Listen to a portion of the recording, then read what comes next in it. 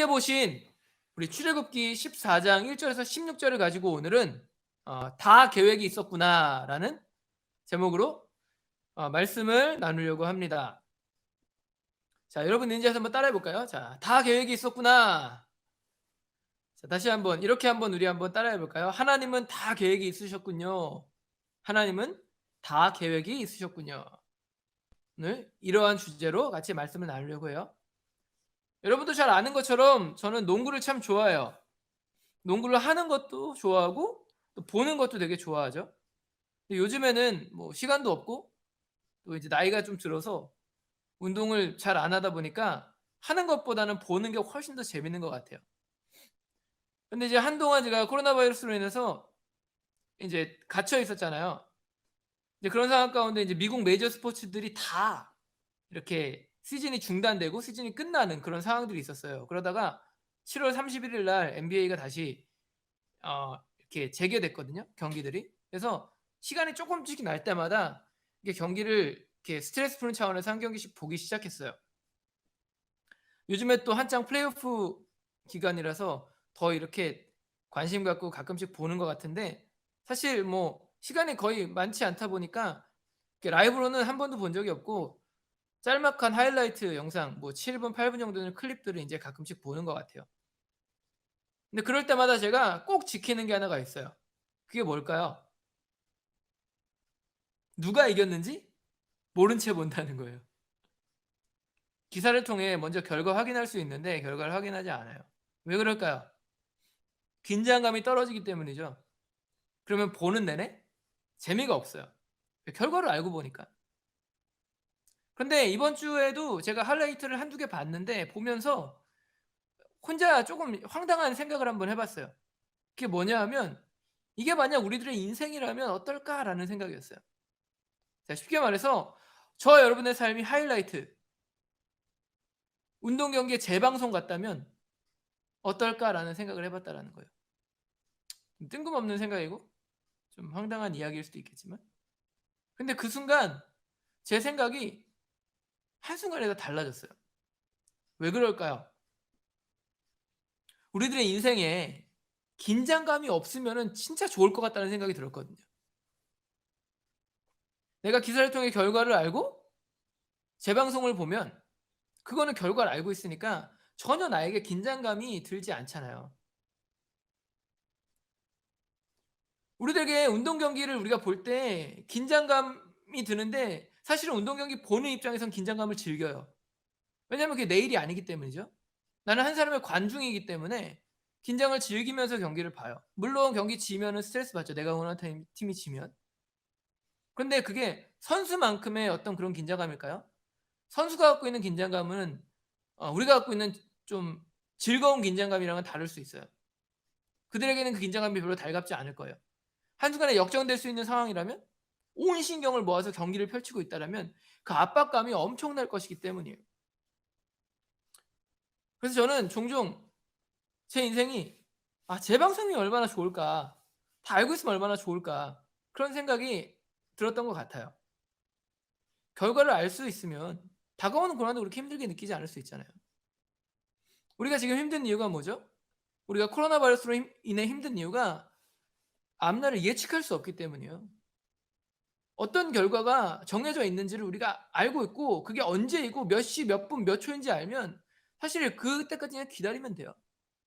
근데 지금은 우리가 사실은 기약이 없이 갇혀 있는 상황이란 말이에요. 그래서 이게 힘든 거죠. 우리 인생에 재방송이 없고 인생에 연습이 없기 때문에 사실은 결과를 안다는 거는 우리가 꿈도 꿀 수 없는 일이에요. 그래서 사는 게 힘들고 어려운 거죠. 여러분만 그런 게 아니라 모든 사람들이 그래요. 그런데 신기한 것은 성경이 늘 그런 인생의 평안을 이야기한다라는 거예요. 라이브 방송처럼 연습이 없는 인생인데, 긴장감이 넘치는 삶인데 거기서도 평안할 수 있다라고 이야기해요. 어떻게 그것이 가능할까요? 나는 모르는데 하나님은 아시기 때문이죠. 그러니까 내가 몰라도 괜찮은 거예요. 하나님 아시니까. 하나님 붙잡고 하나님이 말씀하시는 대로 그냥 순종하면서 걸어가면 그러면 되는 거예요. 그러면 정해주신 대로 그렇게 살면 그 길을 순종하다 보면 우리의 삶에 하나님을 신뢰하게 되고 그러다 보면은 마음의 평안이 찾아오게 된다라는 거죠. 쉽지 않은 일이지만 성경적으로 볼 때 이게 맞아요. 여러분 하나님은 다 계획이 있으세요. 여러분 영화 기생충 보신 분들 있으세요? 거기 보면은 송강호가 아들한테 그런 이야기하죠. 아들아, 네가 다 계획이 있었구나. 아들이 이제 과외짜리 좋은데 이제 이렇게 선생님으로 들어가게 됐을 때 제 기억으로는 그래요. 그런데 주님은 우리가 주님 앞에 그렇게 고백하기를 원하신다라는 거예요. 그런데 송강호는 결과를 알고 얘기했죠. 좋은 상황이 생겼을 때. 그런데 우리는 하나님 우리 가운데 원하시는 것은 무엇이냐? 오늘 우리가 믿음으로 주님 앞에 고백하는 거예요. 주님은 다 계획이 있으시군요. 하나님은 다 계획을 가지고 계시군요. 그 믿음이 우리의 삶에 평안을 주고 그 믿음이 우리의 삶에 하나님의 뜻을 순종할 수 있는 삶을 살게 한다라는 거예요. 함께 읽은 본문을 우리가 한번 생각해 볼게요. 출애굽기 14장에 나와 있는 이 홍해를 가르는 출애굽의 기적. 우리가 너무나도 잘 알고 있는 말씀이죠. 영어로 따지면은 아마 그 출애굽 역사 가운데 가장 스펙타클한 클라이맥스에 해당하는 장면일 거예요. 그런데 여기서 우리가 한 가지 살펴볼 점은요. 이 출애굽의 역사가 즉흥적으로 일어난 사건이 아니라는 거예요. 하나님의 계획 아래에 이 사건들이 이루어졌다는 거죠. 치밀하게 짜여진 각본, 시나리오대로 움직여진 사건이라는 거예요. 당시의 상황을 한번 생각해 보세요. 주님이 애굽에 10가지 대항을 내리며 내신 것을 통해서 이스라엘 백성들을 출애굽시키세요. 그리고 그들을 특정한 장소로 인도하여 가세요. 그게 이제 오늘 14장 1절 2절에 나와 있어요.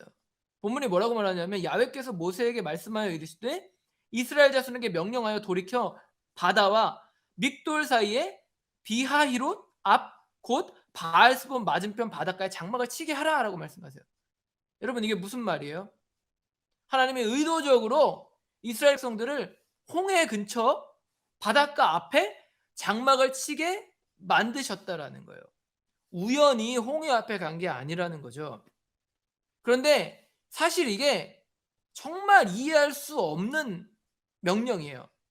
그 광야의 지형을 안다라면, 지리를 안다라면 사실 홍해 앞에 장막을 치는 것은 정말 바보 같은 짓이에요. 왜 그럴까요? 그 이유는 바로 그들의 목적지가 가나안 땅이었기 때문이에요. 자, 그 당시에 가나안 땅으로 가는 가장 좋은 길은 지중해 연안을 따라서 길게 뻗어 있는 상업도로였어요. 자, 여기가 이집트예요. 그리고 이렇게 길이 있어요.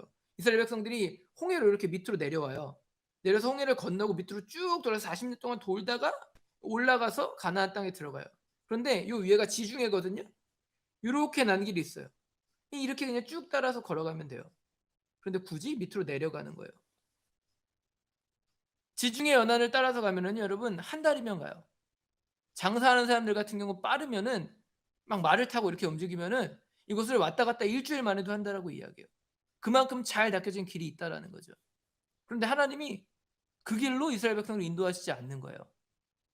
가나안 땅과 멀어지는 길, 돌아가는 길, 그 길, 홍해 앞으로 이스라엘 백성들을 인도하시는 거죠. 마치 그들이 광야에서 길을 잃고 헤매는 것처럼 바로에게 그들의 모습을 보여주세요. 이상하죠? 굳이 그럴 필요가 없는데 하나님 처음부터 이를 꽈버리시는 거예요. 도대체 왜 이런 선택을 하셨을까요? 두 가지 이유가 있어요. 첫 번째는 지중해 길에 블레셋이라는 민족이 살고 있었어요. 그런데 그 길로 갈 경우 이스라엘이 불필요하게 전쟁을 치러야 될 수 있어요. 그 해양 민족과. 그런데 이런 상황 속에서 하나님은 이스라엘 백성이 겁을 먹고 다시 애굽으로 돌아갈 수도 있다라고 생각하셨어요. 그게 이제 출애굽기 13장 17절에 나와 있어요. 그래서 그곳이 아닌 홍해로 그들을 인도하시는 거예요. 그런데 왜 하필 홍해냐는 거예요. 왜 하필? 그것은 아이러니하게도 하나님이 이스라엘 백성의 앞과 뒤를 완전히 막아버리기를 원하셨기 때문이에요. 뒤에는 애굽의 군대로 앞에는 홍해 바다로 막힌 그 막막한 상황 가운데 이스라엘 백성들을 집어 넣으시기를 원하셨다라는 거죠. 너무하지 않아요?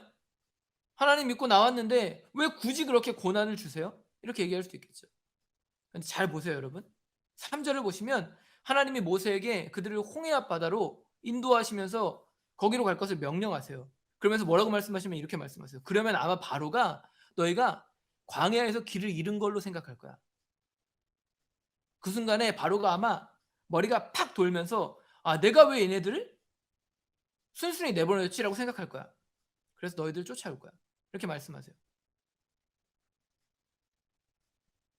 그러니까 홍해 앞으로 인도하신 이유가 바로의 군대를, 이 애굽의 군대를 움직이기 원하셨기 때문이라는 거죠. 구집민상을 만들기 위해서 그 일을 벌이시는 거예요. 그런데 이걸 모세에게 하나님이 다 이야기해 주시죠. 다 알려주셨다는 거예요. 4절이 이렇게 말해요. 내가 바로의 마음을 완악하게 한즉 바로가 그들의 뒤를 따르리니 내가 그와 그의 온 군대로 말미암아 영광을 얻어 애굽 사람들이 나를 야훼인 줄을 알게 하리라 하심에 우리가 그대로 행하니라. 이게 무슨 말이에요, 여러분? 하나님이 바로의 군대로 말미암아 영광을 받으신다라는 것. 무슨 말이죠? 우리가 아는 것처럼 바로의 군대를 홍해로 쓸어버리신다는 거예요. 그것을 통해서 이스라엘 백성과 애굽의 온 백성에게 살아계신 하나님이 어떤 분이신지를 보여주시겠다는 거죠. 그런데 문제는요, 그러려면 이스라엘이 고난 가운데 자발적으로 들어가야만 했다라는 거예요. 그런데 그 상황은 모세도 모르고 이스라엘 백성들도 명확하게 몰랐어요. 하나님이 영광을 받으실 것이라는 사실은 알았어요. 그런데 디테일하게 모든 걸 알지 않았다는 거죠. 그러나 그들은 아무 의심 없이 모세의 말에 순종해요. 모세도 하나님의 말씀에 순종하고요.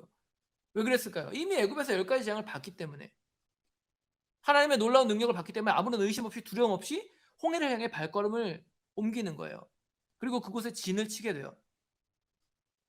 여러분 곰곰이 생각해보면 모세는 40년간 광야에서 떠돌이 생활을 했어요. 그 광야를 모르지 않아요.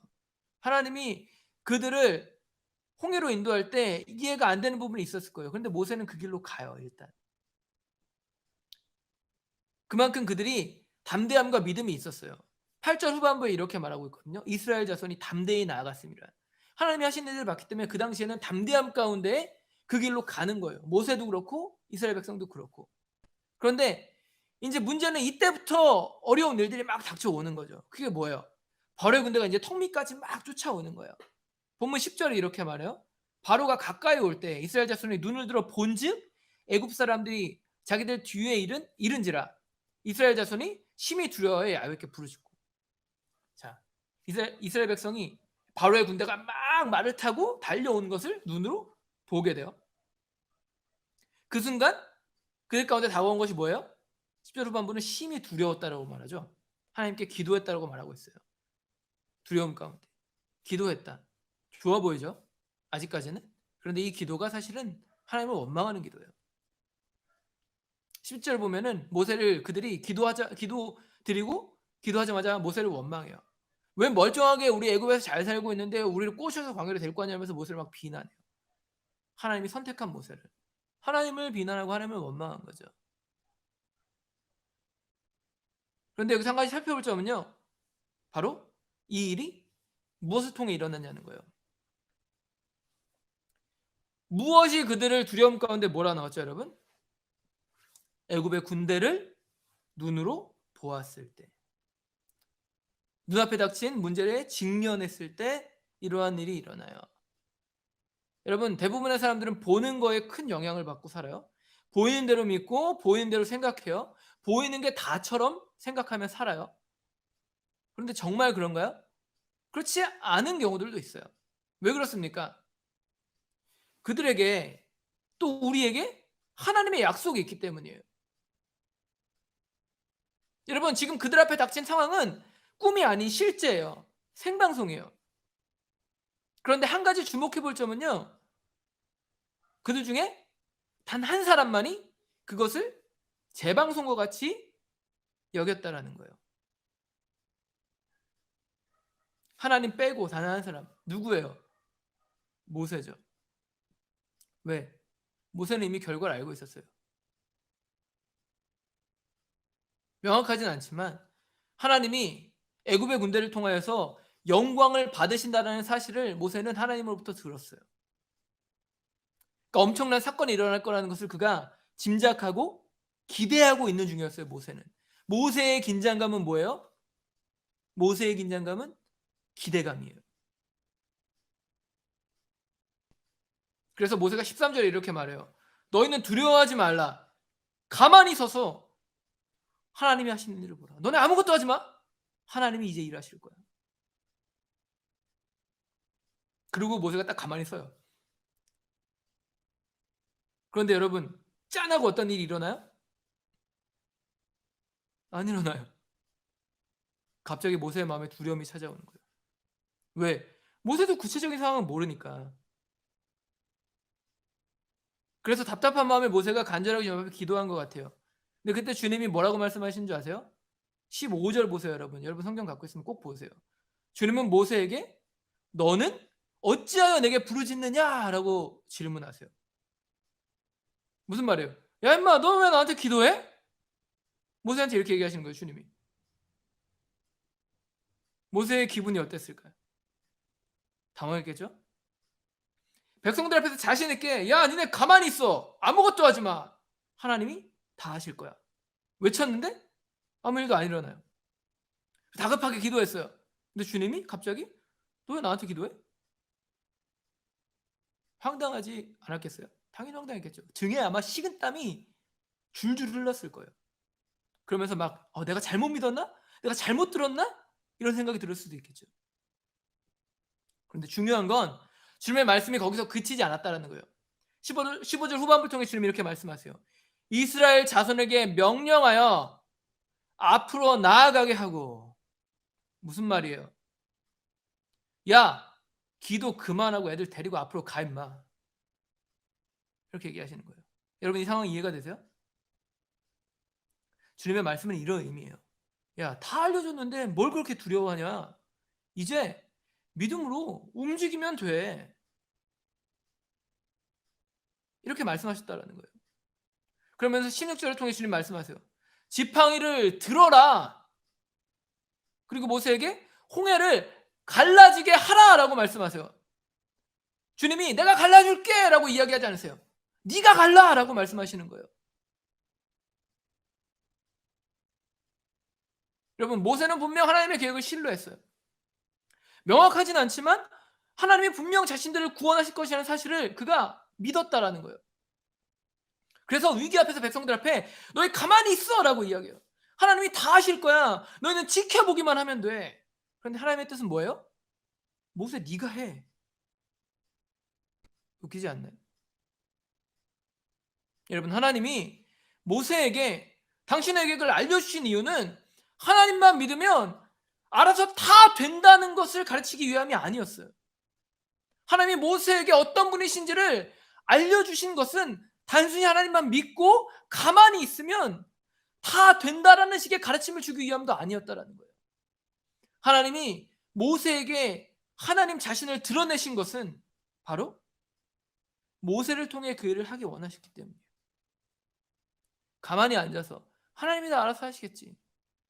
그런 식의 삶을 모세에게 살게 하기를 원하지 않으셨다는 거예요. 우리는 어떤가요, 여러분? 여러분 하나님은 다 계획이 있으세요? 그런데 오늘 주님이 그 계획이 바로 여러분 각 사람이라고 말씀하시는 거예요. 내 계획은 너야 라고 말씀하시는 거예요. 나에게 붙잡힌 너의 삶, 너의 인생, 그게 내 계획이야. 자, 그럼 이제 어떻게 하시겠어요? 가만히 앉아서 주님이 다 하시겠지. 그렇게 생각만 하고 있을 건가요? 가만히 앉아서 주님 알아서 다 해주세요. 그렇게만 기도할 건가요?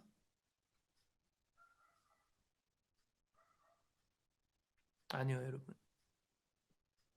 주님이 계획하신 일을 내가 해야 돼요. 여러분 그러기 위해서는 먼저는 우리가 주님 앞에 기도하며 주님과의 친밀한 관계 속에 들어가서 나를 향한 주님의 계획이 무엇인지를 질문해야 돼요. 그리고 그 질문을 했다라면 믿고 여러분 기도했다라면 이제 내가 움직여야 해요. 여러분 코로나 바이러스로 인해서 여러분 답답한 상황 가운데 놓여 있는 거 다 알아요. 그런데 그 속에서 여러분 넋놓고 앉아서 어떻게든 되겠지라고 생각하고 있다라면 여러분의 삶에는 아무 일도 일어나지 않아요. 아무것도 기대하지 않는 것이 좋아요. 그러나 하나님을 신뢰함으로 오늘 나의 이 상황 속에서 내가 한번 해봐야지, 내가 어떻게라도 내 삶을 일으켜봐야지, 하나님을 믿음으로 오늘 내가 할 수 있는 일을 내가 선택하여 내가 열심을 다하여 달려야지 라고 선포하며 여러분 움직인다라면 하나님 여러분 그 닫혀있는 상황 속에서도 여러분들을 들어 쓰시고 여러분들을 준비시키신다라는 거예요. 여러분 요셉은요 누명을 쓰고 감옥에 갇혀있는 상황 속에서도 할 일을 했어요. 그게 바로 요셉이 형통했던 가장 큰 이유예요. 사도 바울은 어떤가요? 그 역시도 감옥에 갇힌 상황 속에서 무려 4권의 신약 성경을 써요. 우리는요? 우리는 어떻게 하고 있나요? 우리는 오늘 갇혀있는 상황 속에서 내가 할 수 없는 것들을 세고 있어요. 난 이것도 못하고 이것도 못하고 이것도 못하고 이것도 안 되고 이것도 할 수 없어. 아니에요 여러분. 할 수 있는 걸 세셔야 돼요. 그리고 하나님 앞에 할 수 있는 능력을 달라고 기도해야 해요.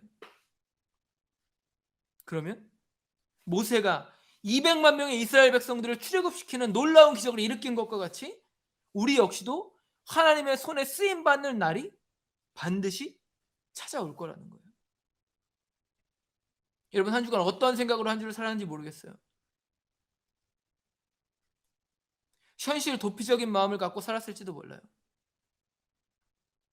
상황이 힘들고 어려운데 그 상황을 생각하고 싶지 않아서 여러분 그냥 TV나 인터넷에 빠져있고 게임에 빠져있고 그런 것들이 나쁘다는 게 아니에요. 취미생활을 할 수 있어요. 그러나 나의 괴로움들을 잊기 위해 여러분들이 그런 것들을 선택하는 것은 그것은 도피이며 중독적인 삶이에요. 여러분 왜 그런 것들을 선택하셨나요? 지금의 나에 있는 스트레스를 풀기 위해. 그럴 수 있어요. 그러나 여러분 풀어지던가요? 아니에요. 기도해야 해요.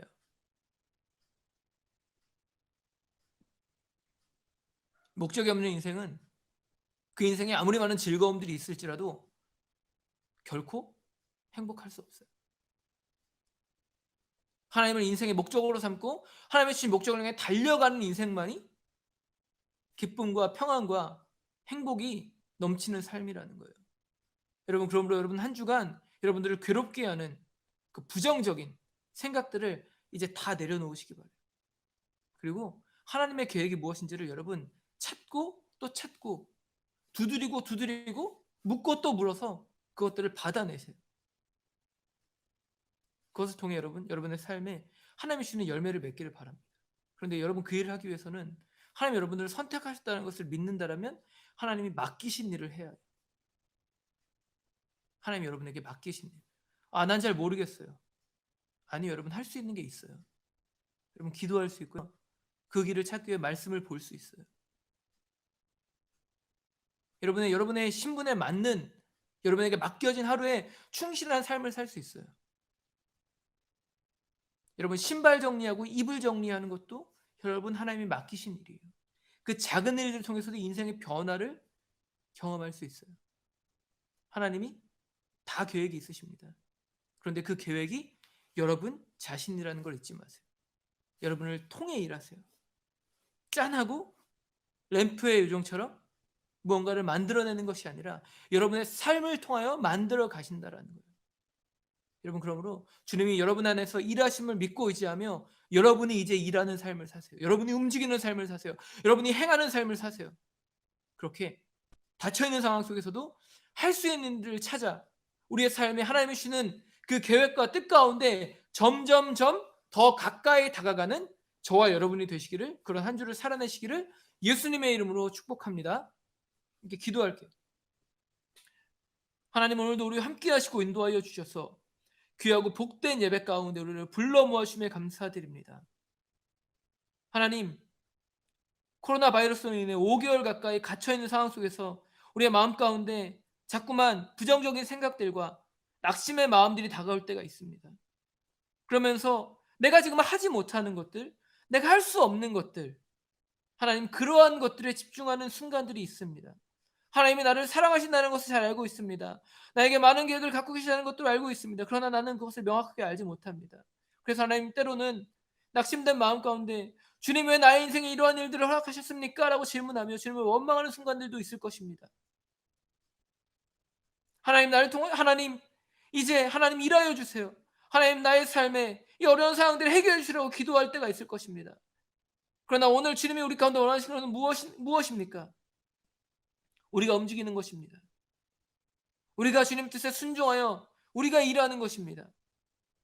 내 안에 계신 하나님이 나를 통하여 일하시는 것, 하나님의 역사는 그것을 통해 일어난다는 사실을 우리가 잊지 않고 하나님 한 주간에 우리의 삶에 맡겨진 일들에 최선을 다하며 하나님 날마다 기도하며 날마다 말씀 보며 주님의 뜻에 조금 더 가까이 나아갈 수 있는 우리 사랑하는 중고등부 지체들 될 수 있도록 한 영혼 한 영혼 붙잡으시고 인도하여 주시옵소서.